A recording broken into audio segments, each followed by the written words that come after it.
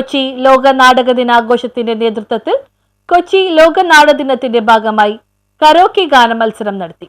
കൊച്ചി ലോക നാടക ദിനാഘോഷ സമിതിയുടെ നേതൃത്വത്തിൽ 17ാമത് ലോക നാടക ദിനാഘോഷത്തിന്റെ ഭാഗമായി ഫോർട്ട് കൊച്ചി സിറിൽ ഹാളിൽ നടന്ന പരിപാടിയിൽ കരോക്കെ സംഗീതമേള നടത്തി. പ്രമുഖ ഗായകരോടൊപ്പം LNDSന്റെ ഗാനാലാപന മത്സര വിജയികളും പങ്കെടുത്തു. പരിപാടി നഗരസഭാ കൗൺസിലർ ഷീബ ഡൂറം ഉദ്ഘാടനം ചെയ്തു.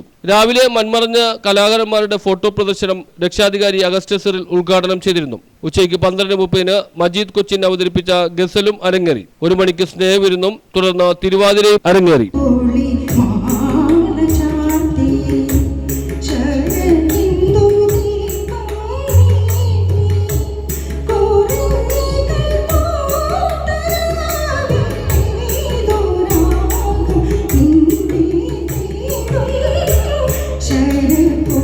ഹൃദയം മറന്നു നാണയത്തുത്തിൻ്റെ കിലുകിലാശബ്ദത്തിൽ